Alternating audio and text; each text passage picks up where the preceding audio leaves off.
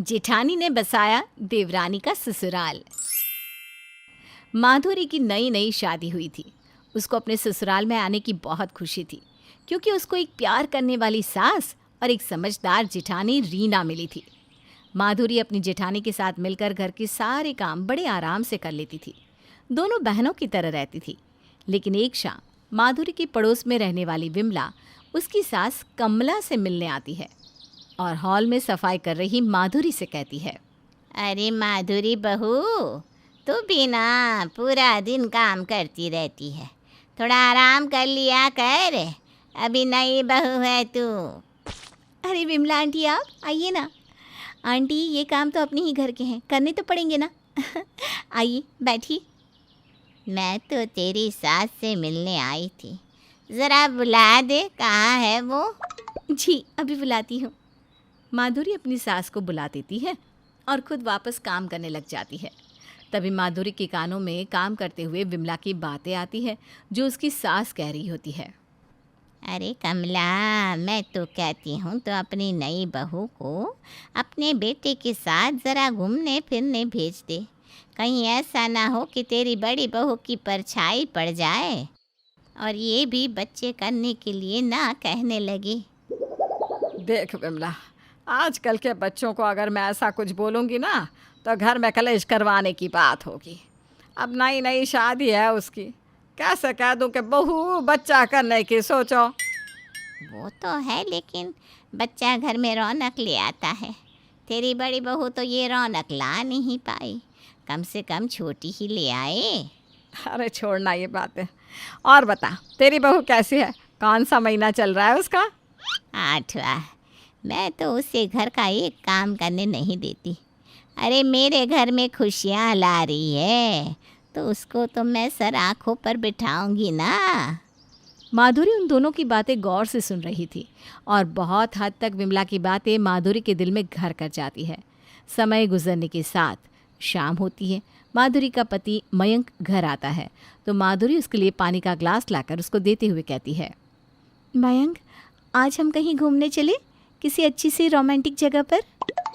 यार तुमको तो पता है ना, अभी मेरी नई जॉब लगी है, बहुत काम होता है और तुम जानती हो हम अभी बच्चे के लिए तैयार नहीं है। और तो और अभी अभी तो हमारी शादी हुई है, शादीशुदा ज़िंदगी तो थोड़ी जी लो। 2 महीने हो गए शादी को, मुझे बच्चा चाहिए तो चाहिए।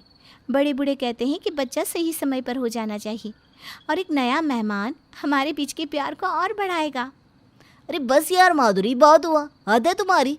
मैं अभी अभी थका आ रहा हूँ और तुमने आते ही ये न जाने कैसी बातें शुरू कर दी। मैं जा रहा हूँ अपने कमरे में और मुझे खाना भी नहीं खाना, खुद ही खा लेना। मयंक गुस्से में वहाँ से अपने कमरे में चला जाता है और कमरे की तरफ जाते हुए उसको उसकी भाभी मिलती है, जिससे वो कहता है, भाभी आप मुझे मेरे कमरे में चाय दे देंगी? हाँ हाँ ज़रूर। वैसे आप गुस्से में लग रहे हैं।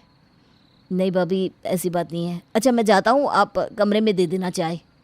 मयंक अपने कमरे में चला जाता है और रीना रसोई में जाकर उसके लिए चाय बनाने लगती है। तभी वहाँ माधुरी आती है और वो खाने की तैयारी करती है। इतने में रीना चाय बनाने के बाद चाय का कप हाथ में लेकर माधुरी से कहती है, माधुरी ये चाय तुम अपने कमरे में देवर जी को दे आओगी? भाभी उन्होंने आपको बुलाया ना चाय देने को, तो आप ही जाओ, मैं नहीं जाऊंगी।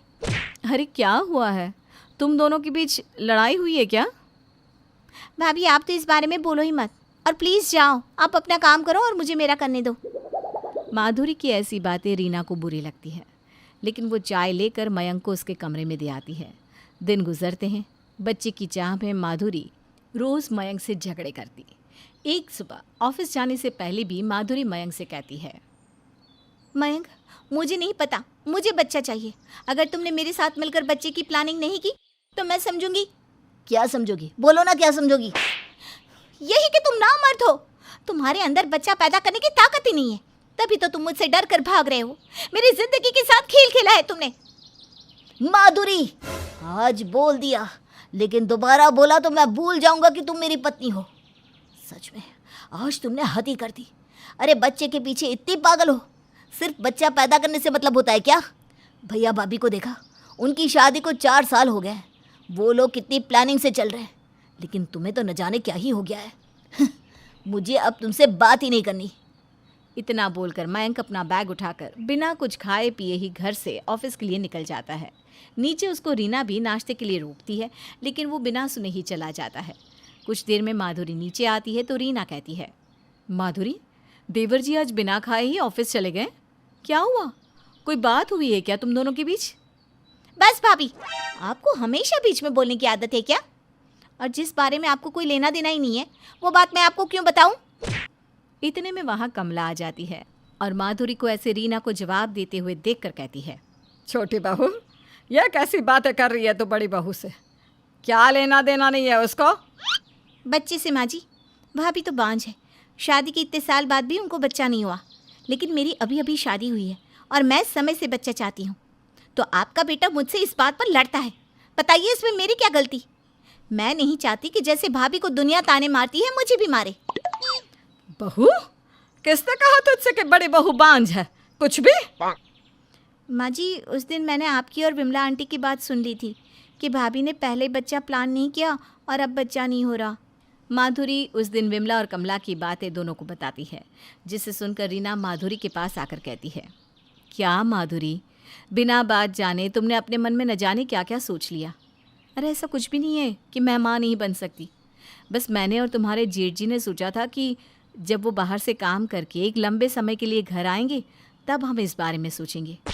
और वैसे भी बच्चा एक बहुत बड़ी जिम्मेदारी होती है, उसके आने से पहले बहुत तैयारियां करनी पड़ती है। हाँ बहू, पहले मैं भी सोचती थी कि बड़ी बहू को मेरे बेटे के बाहर जाने से पहले बच्चे की प्लानिंग कर लेनी चाहिए थी, लेकिन बहुत सी बातें होती है। बच्चे के आने से पहले उसके लिए एक अच्छा माहौल, माँ और बाप दोनों का प्यार। अब तुम खुद सोचो, देवर जी अपनी नई जॉब के कारण इतने बिजी रहते हैं कि वो तुमको सही से समय भी नहीं दे पाते। तो क्या वो बच्ची को समय दे पाएंगे या फिर बच्चा अपने पापा के प्यार से वंचित रह जाएगा? ये अच्छा होगा? नहीं ना। और साथ ही अभी आने वाले बच्चे के लिए पैसे जोड़ लो ताकि आगे उसको और तुम्हें परेशानी ना हो। सही कहा बहू ने, और दूसरों की बातें सुनकर अपने घर में आग नहीं लगाते बहू। अपनी सास और जेठानी की बात सुनकर माधुरी को अपनी गलती का एहसास होता है कि उसने बिना जाने समझे मयंक से बच्चे की चाह में कितना कुछ बोल दिया। इसलिए शाम को मयंक के घर आने पर वो मयंक से हाथ जोड़ के माफ़ी मांगती है। मयंक, मुझे माफ़ कर दो, मैंने तुमको न जाने क्या क्या बोल दिया। लेकिन भाभी ने मुझे समझाया और मुझे पता चला कि मैं कितनी गलत थी। ज़बरदस्ती एक बच्चे को दुनिया में लाकर उसकी ज़िंदगी ख़राब करने से अच्छा कि हम प्लान करके अपना बेबी लाएंगे। शुक्र है माधुरी, तुमको बात समझ में आ गई। और एक बात कहूँ, अपने पहले बच्चे के आने से पहले मुझे उसके बाप होने के लिए बहुत सारी तैयारियाँ करनी है। जिस दिन मैं खुद को उस लायक समझ लूँगा, उसी दिन मैं तुमसे कहूँगा कि चलो अब हमें अपने परिवार को आगे बढ़ाना चाहिए। अगर रीना और कमला माधुरी को ना समझाती तो शायद बच्चे की चाह में माधुरी अपनी बसी बसाई गृहस्थी बिगाड़ लेती। लेकिन कहते हैं ना, अंत भला तो सब भला।